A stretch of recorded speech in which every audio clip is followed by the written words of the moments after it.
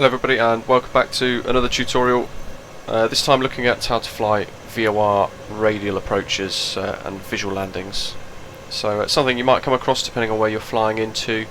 Rhodes, for example, has a VOR approach, a radial, as does Delhi and quite a lot of others across the world, so definitely something worth knowing. If you're new to the channel, please click that subscribe button down below, and if you found it useful then hit that like button as well. Now, before we go any further, we need to start to look at considering charts and data from that. So let's take a look at the Jeppesen charts.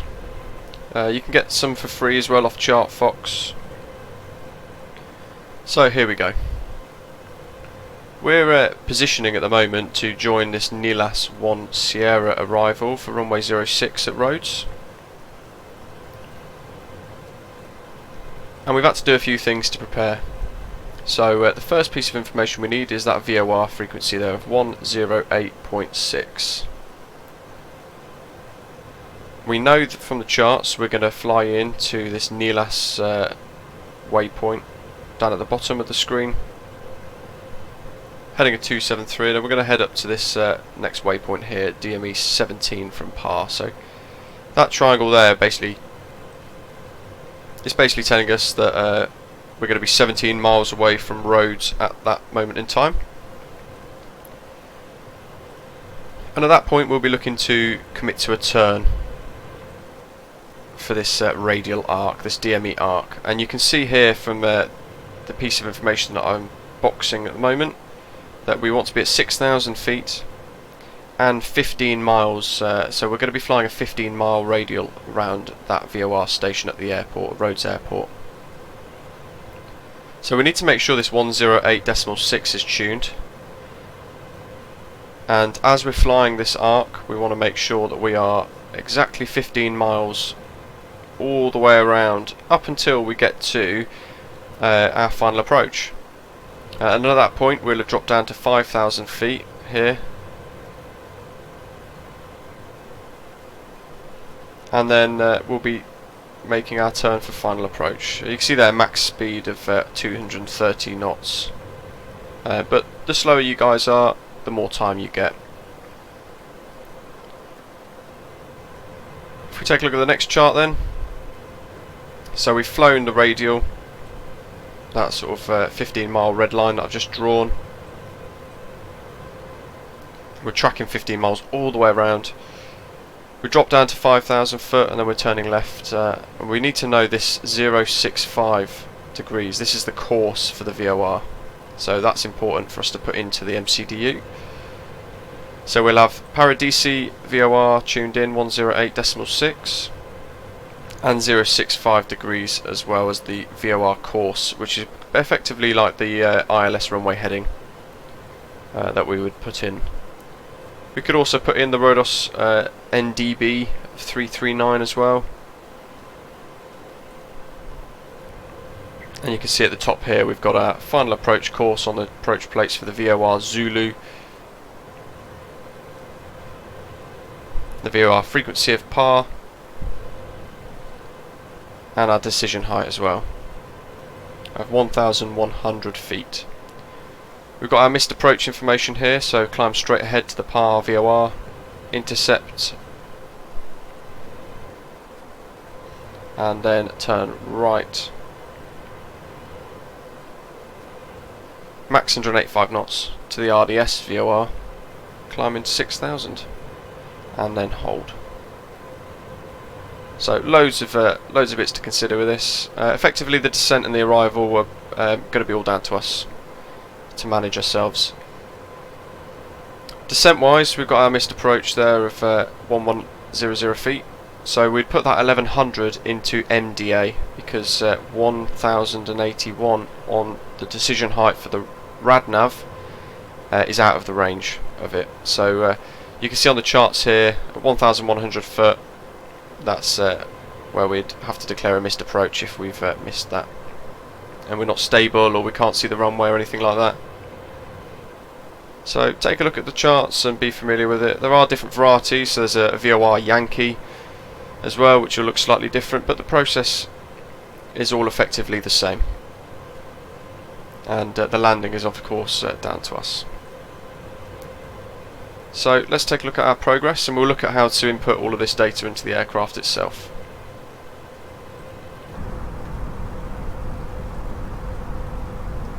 So there's our NELAS arrival.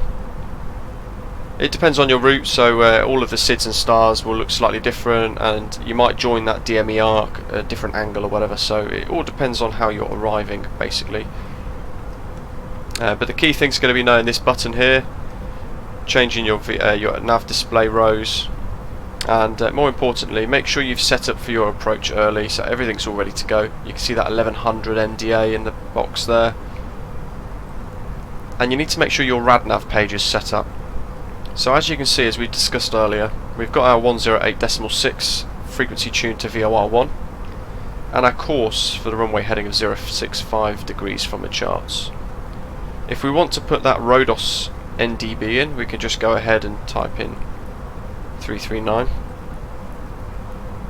and add that into that ADF frequency down the bottom, but we don't necessarily need to use that today. But you can see it is tracking already ROS, so it'll be flashing.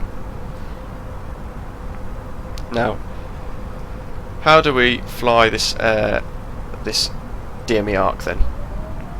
So you've got approach mode selected already, and you're all ready to go.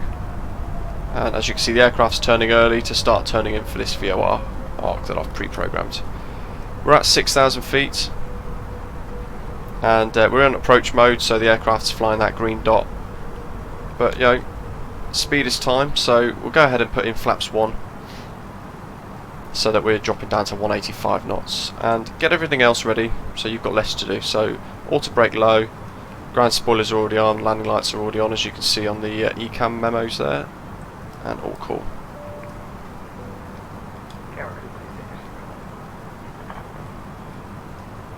So the airport's off on our 3 o'clock somewhere, and we're at our 6,000 foot altitude target. And at this point we want to make sure we flick this switch across to track that VOR, and on the nav display at the bottom here we've got our distance. So as we remember from the charts,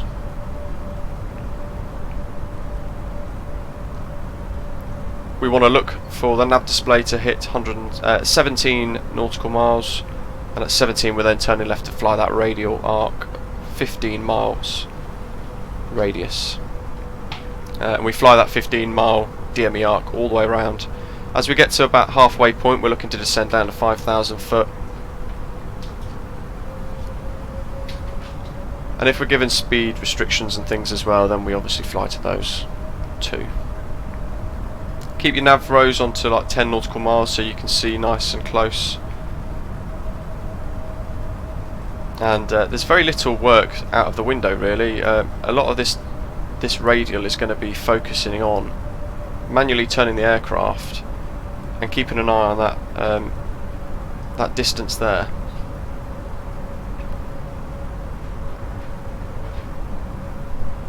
So we know roughly we're going to want to turn off west, so I'll get that ready, and we can see we've got 19 nautical miles, 18 miles, and we'll keep dropping that down. There's a lot of work to be done for this sort of approach, but it is great to do. Live stream a few weeks ago, we flew into Delhi, and we flew the entire VOR radial. So 17.8 nautical miles on that nav display now. Once we hit 17.0, we'll start that turn.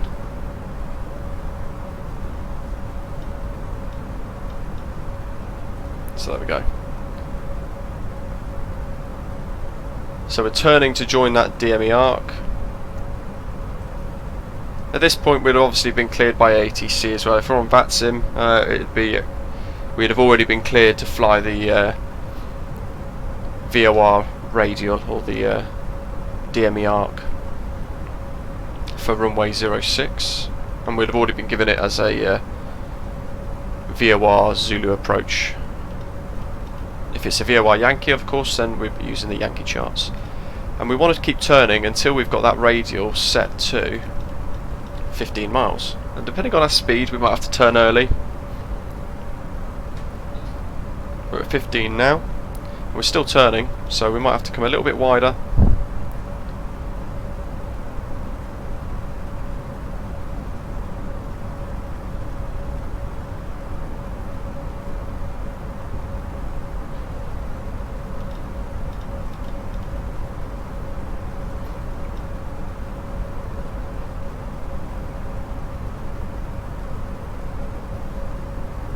.7 nautical miles is what we're at the moment, so that's fine. What we'll do is we'll get wings level, and we'll let the aircraft slowly slide back out to 15 as we start to turn around and follow that radial arc. In theory, if you didn't want to do this, you could just leave it in managed heading, and the aircraft would sort itself out with the GPS flight plan line there, but then you're not really flying a VOR.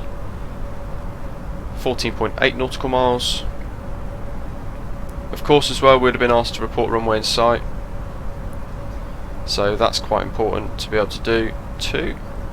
So 14.9, start to make a bit more of a turn, so we'll do 240, we'll do 250, shall we? And you can see there on the nav display, we're trying to keep that distance from that PAR VOR station as close to 15 nautical miles as we can as we fly that entire radial. And if we get the speed right, it effectively becomes a continuous turn.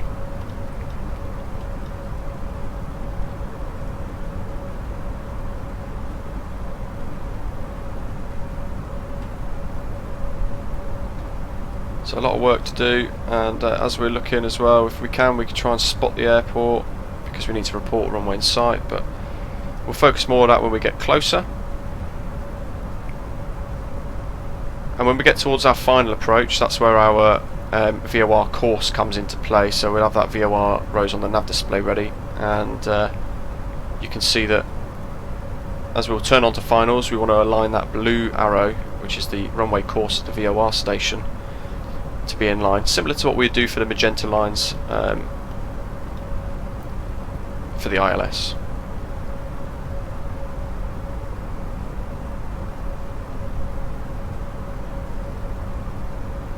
So 14.8, we dropped a little close, 0.2 nautical miles, not too bad really.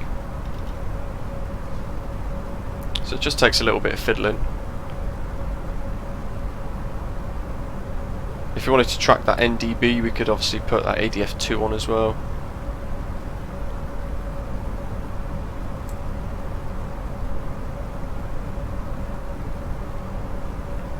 Take into account the weather as well, so if you've got a crosswind, you might be blown off track, so you might have to fly a different heading to obtain the track that you want.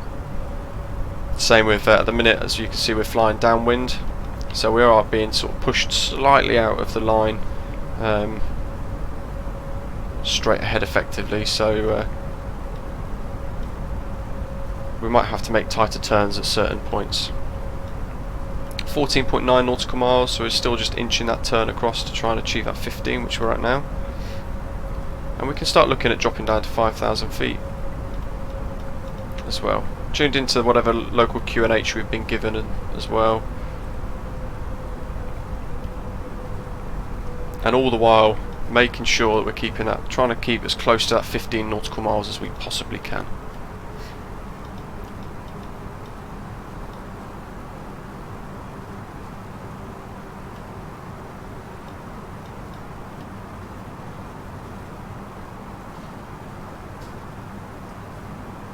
If it's cloudy, you could really complicate your nav display as well and turn terrain on.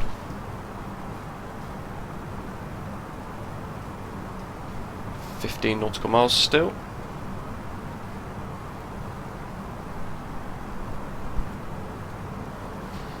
For final approach, the chart suggested that we want to be at 3,000 feet.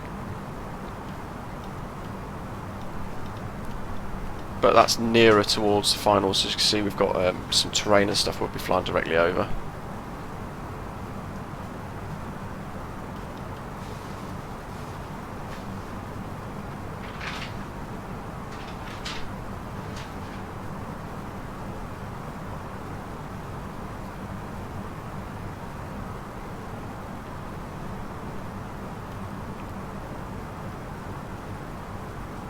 Be careful of the way that the Microsoft Flight Simulator actually inputs data as well, because that's telling us to be at 4,900, then 4,200, but that's going to fly us into the mountain, as we can see, so it all depends on terrain and things as well.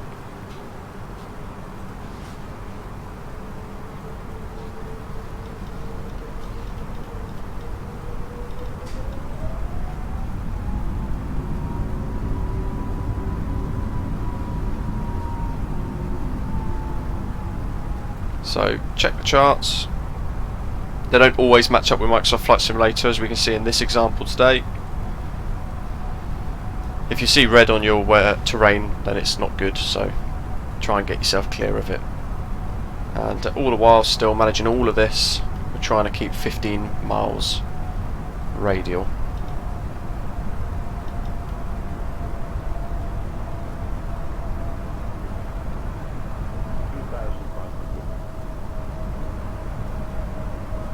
We'll probably get a load of rad-out call-outs at some point because of the terrain as well that we're flying over. 2,500. But that's all good. 14.8 nautical miles, we're still flying this nice radial arc. If our speed was nearer 200, 210, we'd probably have more of a continuous turn all the way around, but we don't have to rush it, we could just monitor the headings. And that 15 nautical miles there is the most important value to consider. You can see the charts, once we're clear of the terrain it drops right down again, so now we can start to drop down to 3,000, we can start to descend down for our final approach.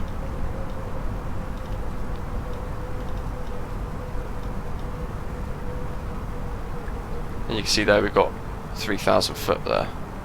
That's what we want to target for our approach, and it's on the charts here as well, so we flying that radial arc and then we want to come into final approach at 3,000 feet.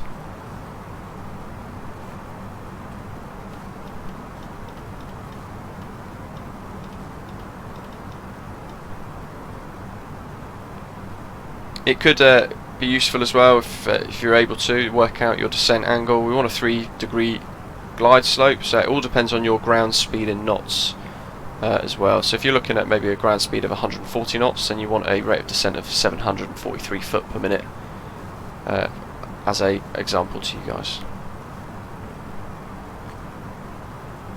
Go ahead and clear that terrain radar because we know that's not going to affect us, so we're still making our turn round. And you can see now we're starting to have that VOR needle for the runway course line up as well. Just go ahead and select flaps 2. And we're still turning round, so we can actually now go ahead and start to look at lining up with the runway. And we want to line up that blue needle with the centre of the nav display. So still flying that arc in a way, and there's the runway, so we'd call up at this point whatever our call sign is on VATSIM. It'd be, for example, Speedbird 1, runway in sight.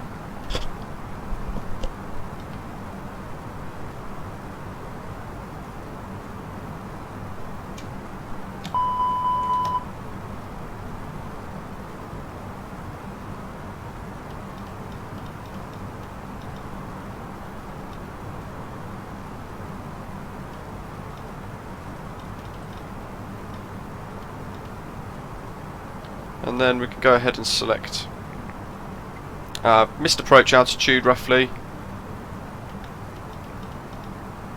and to try and get a rate of descent as well ready for us.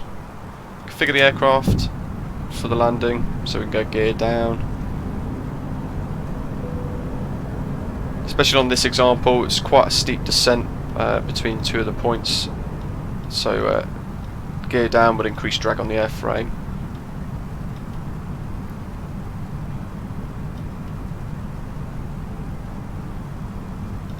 And you want to try and line up those that nav VOR needle as best as you can, and you can go ahead and just sort of fly it manually as whenever you want, really.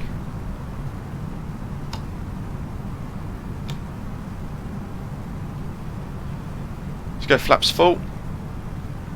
Bear in mind crosswinds and things as well might be blowing you off course slightly. And we know that that course for the VOR is 065 degrees.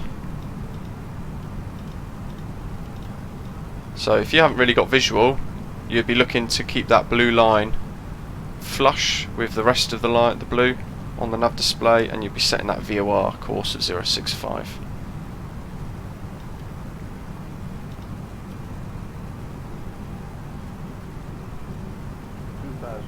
We know that it's 6 DME on the charts.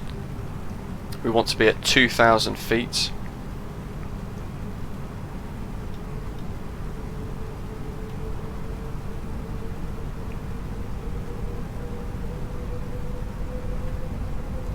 So we're at 8.7 at the moment, 2,300.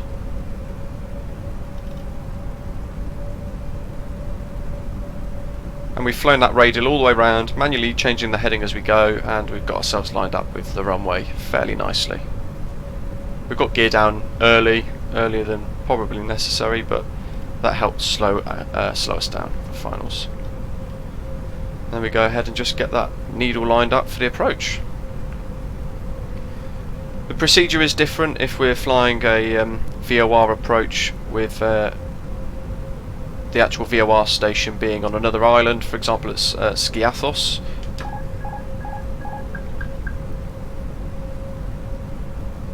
So there's different things to contend with in relation to that. And then you can just go ahead and fly it manually whenever you want, really. You could fly it down to that minimum altitude of 1,100 foot, then you'd have to take over, of course. Or you could fly it manually if you've got visual early and you want to fly it in yourself. I'm making little unputts just to try and keep that needling in line. Bearing in mind at the same time you want to continue your descent down. So we've already passed that 6 mile marker, and we're already nicely below 2,000, so that suggests to us that at that point our descent profile is looking nice. Ground speed's 128 knots, so we want a descent of around about 650 foot per minute.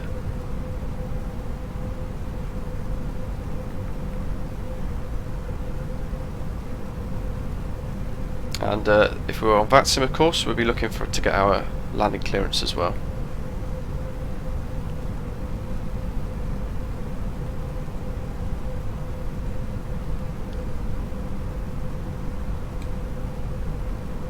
So we're coming up to our minimums now. 4 nautical miles from the runway.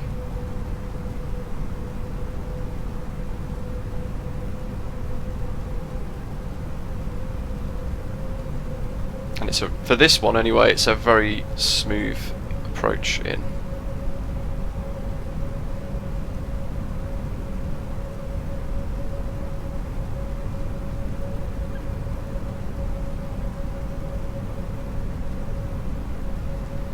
What we can do on a final approach as well, make sure we've got our missed approach altitude set. We know, for example, at this approach it's 6,000 foot for missed approach, so we have that ready to go too. So we've already had our 100 above call out to tell us that we are 100 above our minimums. So we'll get that call out in a second. And focusing on that runway. We don't get the minimums call out for this because we've selected an MDA instead of a rad out linked one. But we still get that 100 above, so we know that we are approaching minimums. We've got 1 red, we want 2 red, 2 white of course on the Pappies, but we are catching up slowly with that glide slope as we make our way to Rhodes.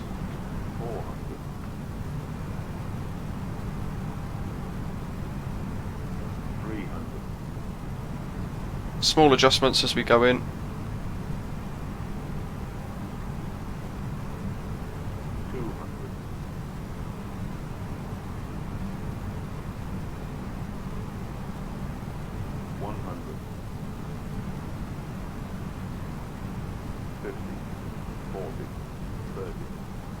20. Retard. 10. 5. And down. And then we land it accordingly. And everything else stays the same.